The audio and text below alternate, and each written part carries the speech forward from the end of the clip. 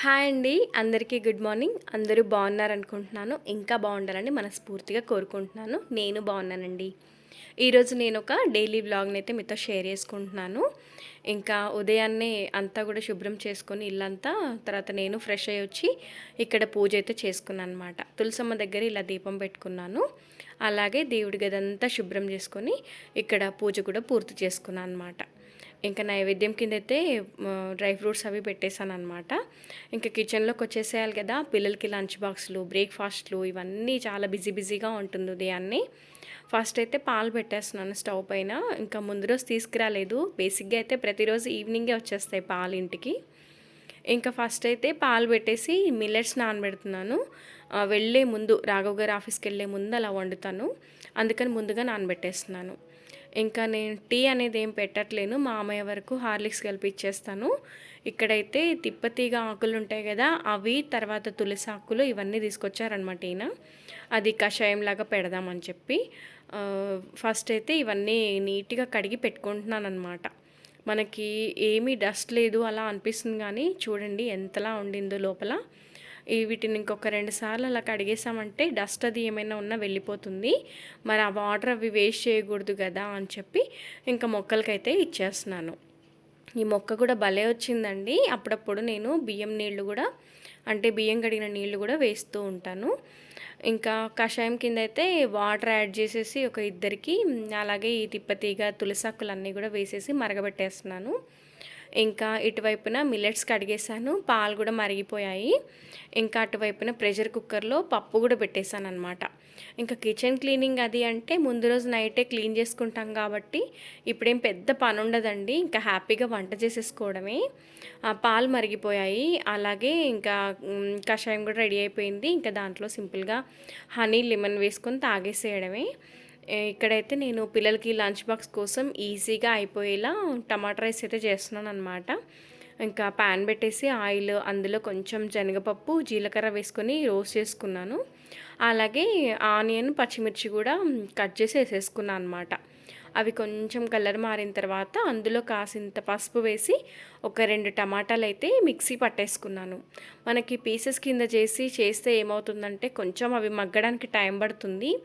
అలాగే తొందరగా సరిగ్గా మనకి మగ్గకపోయినా పచ్చి వాసన అనేది ఉంటుందన్నమాట. అందుకనేసి ఒక 2 టమాటాలు అయితే గ్రైండ్ చేసి వేసేసుకున్నాను. అది పూర్తిగా అందులో ఉన్న మాయిశ్చర్ అంతా వెళ్ళిపోయి ఇలా ఆయిల్లోకి అబ్జర్వ్ అయ్యేంత వరకు టమాటా గుజ్జునైతే కలిపేసుకోవాలి.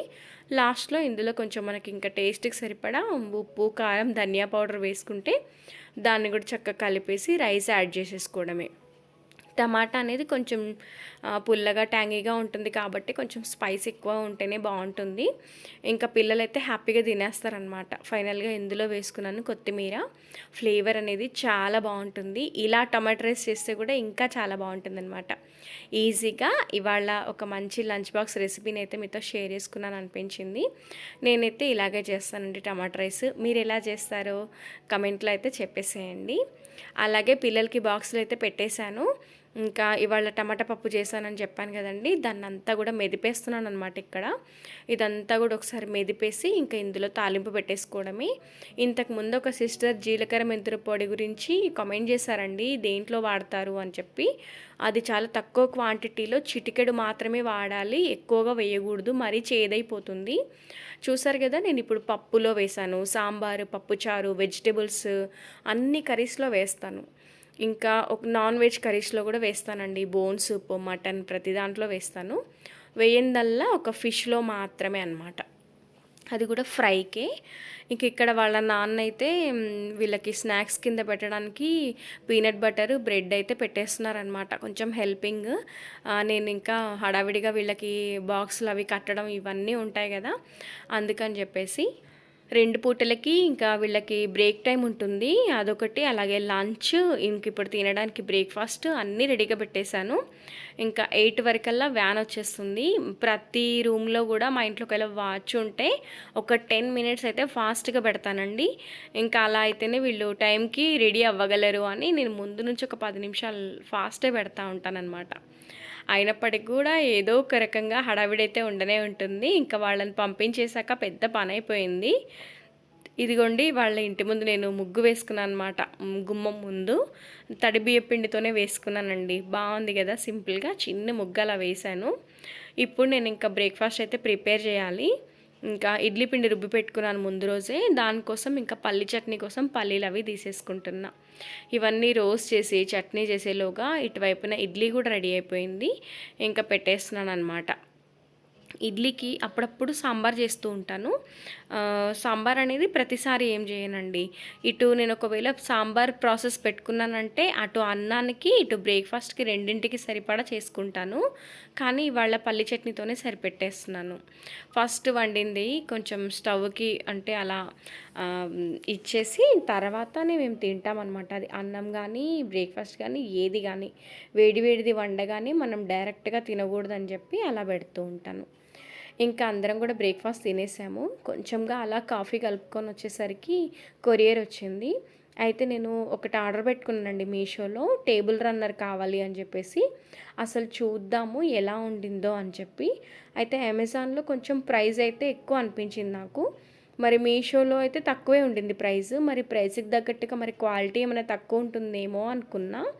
సరే చూద్దాం ఆర్డర్ అయితే పెట్టి అన్నట్టుగా తెప్పించాను. బాగుంది అనిపించింది. కొంచెం ట్రెడిషనల్ కలర్, దానిపైన వచ్చిన గోల్డ్ కలర్ ఈ బూటీస్ చాలా బాగా అనిపించింది నాకైతే. సో టేబుల్ రన్నర్ నేను అనుకునే దానికంటే ఇంకా లెంతీగా కూడా వచ్చిందనమాట. ఇంకా అవన్నీ కూడా పక్కన పెట్టేసి కాసేపు వీడియో ఎడిటింగ్ వర్క్ ఉంటే అది కూడా చేసేసుకొని ఇంకా 12 అలా అవుతుందండి. ఇంక ఈ టైంలో స్టవ్ గట్టు అంతా క్లీన్ చేసేసుకుందాం కిచెన్ అలా సింపుల్గా అన్నట్టుగా ఇటువైపుకి అయితే వచ్చేసాను. మనకు ఏదైనా లిక్విడ్ ఉంటుంది కదా, మిర్రర్స్ అవి క్లీన్ చేసే కోలిన్ ఉంటుంది కదా, అలాంటిది ఒక డబ్బా ఖాళీ అయిపోయిందండి. అందులో కొంచెం నీళ్లు నింపేసి విమ్ లిక్విడ్ వేసేసాను అనమాట. దాన్ని అలా కొంచెం గిల కొట్టేసి మనకి స్టవ్ క్లీనర్గా లేదంటే ఫ్రిడ్జ్ ఫ్లోర్స్, మనకి స్టవ్ బ్యాక్ సైడ్ ఉండే వాల్ అదంతా కూడా క్లీన్ చేసుకోవచ్చు అనమాట ఈజీగా. మనకు విమ్ లిక్విడ్ అనేది కొంచెం చిక్కగా అలా ఉంటుంది కదా, మనకు వేరే కోలిన్ లాంటివి అవైలబుల్గా లేకపోయినా లేదు దాన్ని వాడే కంటే కూడా ఇలా సింపుల్గా వాడడం బెటర్ అనుకున్నా ఇది బెస్ట్ ఆప్షన్ అనమాట. నేనైతే ఇలాగే ఒక డబ్బాలో స్టోర్ చేసుకుంటాను, అదేం మనకు పాడవదు. అలాగే వంట అయింది కదా, ఇంకా వంట అయిపోయింది అంతా ఎక్కడెక్కడ అయిపోయాక గిన్నెలు అవి అన్నీ ఖాళీ అయిపోయాయి.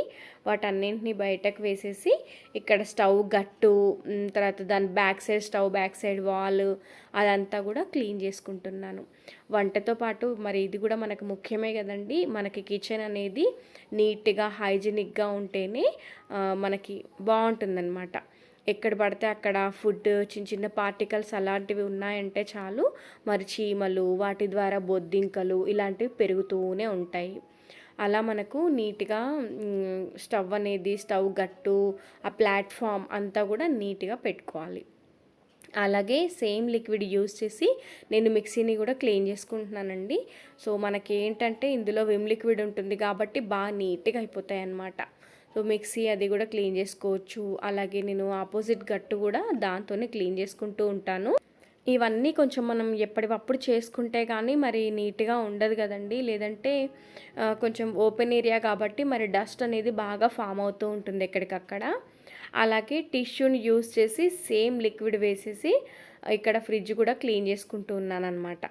అది ట్రాన్స్పరెంట్గా ఉంటుంది కాబట్టి ఇంకా మరి ఎప్పటికప్పుడు చేయకపోతే ఇంకా అవ్వదు. కిచెన్ అయితే మొత్తం పూర్తిగా క్లీన్ అయితే అయిపోయిందండి. ఈ గట్టు మీద అయితే ఏమీ పెట్టలేదు ఇంక ఇప్పటికైతే. తర్వాత ఆ మూలను వచ్చేస్తే ఒక ఇత్తడి బిందె అలా ఉంటుందంతే. మా కిచెన్ వచ్చేసి ఎల్లో అండ్ యాష్ కలర్ కాంబినేషన్లో ఉంటుందండి. సో మనకి ఈ కిచెన్ గట్టు కింద మాత్రం ఇది మరి స్టిక్కర్, వాల్ స్టిక్కర్ అంటించుకున్నాను అనమాట ఎల్లో కలర్లో. ఇక్కడ మంచినీళ్ళ బిందె ఒకటి పెట్టుకుంటాను, ఇది ఇత్తడి బిందె. 2 రోజులకు ఒకసారి అంటే డే బై డే అలా మంచినీళ్ళు వస్తాయి. అలా ఫ్రెష్గా పట్టేటప్పుడు దీన్ని నీట్గా పీతాంబరి అలాగే ముగ్గు పొడి 2 వేసి నీట్గా తోమేస్తానమాట. అందుకే అలా మెరిసిపోతుంది. అలాగే గట్టు ఇదంతా కూడా క్లీన్ అయిపోయింది. ఒక్కసారి ఆ సైడ్స్కి ఉన్న కబోర్డ్ గ్లాసెస్ కానీ కబోర్డ్స్ కానీ నీట్గా క్లీన్ చేసేసుకుంటాను. అలాగే ఇంకా బెడ్రూమ్లోకి వచ్చేసానండి. కొన్ని చిందరవందరగా ఉన్నాయి. ముందు రోజు అంటే ఇంకా సండే అవ్వలేదన్నమాట ఇవన్నీ సర్దుకోవడానికి. ఇంక ఇప్పుడు అందరూ వెళ్ళిపోయారు. కొంచెం ఖాళీగా ఉంది కదా అని చెప్పేసి ఎప్పటికప్పుడు మనం రెడీ అవుతూ ఉంటాము. హడావిడిలో రబ్బర్ బ్యాండ్ కానీ లేదంటే ఏదో ఒకటి అక్కడ పడేసి వెళ్ళిపోతూ ఉంటామన్నమాట. అలా ఇంకా మనం అప్పటికప్పుడు కాకపోయినా కనీసం ఫ్రీగా ఉన్నప్పుడు అలా అవన్నీ సర్దుకున్నామంటే మళ్ళీ మనకేదైనా వస్తువు తీసుకోవడానికి ఈజీగా ఉంటుంది గదా! సో, నేను గూడా సింపుల్‌గా ఇప్పుడు ఫ్రెష్ అప్ అయితే అయిపోతున్నాను. నేను డైలీ స్కిన్ కేర్ రొటీన్‌కైతే డెర్మడాక్ నుంచి ఈ సీరమ్ ఒకటి యూజ్ చేస్తున్నానండి ఫేస్‌ది. ఇది నేను ఒక 20-25 డేస్ నుండి యూజ్ చేస్తున్నాను. నాకైతే బాగా అనిపించింది. సో, స్కిన్ కేర్ అనగానే నేను అప్పుడప్పుడు ఇంట్లో వేసుకునే ప్యాక్స్ గానీ, ఇంకా బాత్ పౌడర్ అవన్నీ గూడా నేను ఇంట్లోనే చేసుకుంటాను. కానీ నేను కొంచెం సీరమ్ ఒకటి యూజ్ చేయాలి అన్నట్టుగా నేను ఇదైతే తీసుకున్నాను. గుడ్ వైబ్స్ నుండి కూడా నేను ఇంకొక ప్రొడక్ట్ యూజ్ చేస్తానండి. కానీ ఈ డెర్మడాక్‌ది నాకు బాగా నచ్చింది. డైలీ ఒక 2 టైమ్స్ అయితే కంపల్సరీగా యూజ్ చేస్తూ ఉన్నాననమాట. దానివల్ల నాకు స్కిన్‌లో చాలా మార్పయితే వచ్చిందనిపించింది. జస్ట్ మనకొక 2-3 డ్రాప్స్ అలా తీసేసుకొని దానికి ఫిల్లర్‌లా వస్తుంది గదా! దాన్నలా మనకి స్కిన్‌లోకి మొత్తం అబ్జర్వ్ అయ్యేలా సింపుల్‌గా అలా క్లీన్ చేసుకుంటే సరిపోతుంది. ఏదైనా గానీ మనం క్రీమ్స్ కానీ, ఇంకేమైనా యూజ్ చేసేటప్పుడు ఫేస్ పైన అప్‌వర్డ్ డైరెక్షన్‌లో చేయాలి. మనకి డౌన్‌ల కంటే గూడా అప్‌వర్డ్ డైరెక్షన్‌లో ఇస్తే స్కిన్ అనేది మనకు మంచిగా గ్లోయింగ్ అనేది ఉంటుందన్నమాట. ఈ ప్రొడక్ట్ వచ్చేసి నేను పర్పుల్‌లో తీసుకున్నానండి. అది అమెజాన్, ఫ్లిప్‌కార్ట్‌లో కూడా అవైలబుల్‌గా ఉంది. సో, మనకు కేర్ అనేది అవసరం కదా ఎప్పటికప్పుడు. మరి ఇదండి ఇవాల్టి వీడియో అయితే. నచ్చిందా? ఎలా అనిపించిందనేది నాకు కింద కామెంట్‌లో చెప్పడం అస్సలు మర్చిపోవద్దు. వీడియోని తప్పకుండా ఒక లైక్ చేయండి. మీరిచ్చే ఒక లైక్ నాకు ఎంతో మోటివేషనల్‌గా ఉంటుంది. మరొక మంచి వీడియోతో మళ్ళీ మీ ముందుంటాను. అంతవరకు సెలవండి. Bye bye.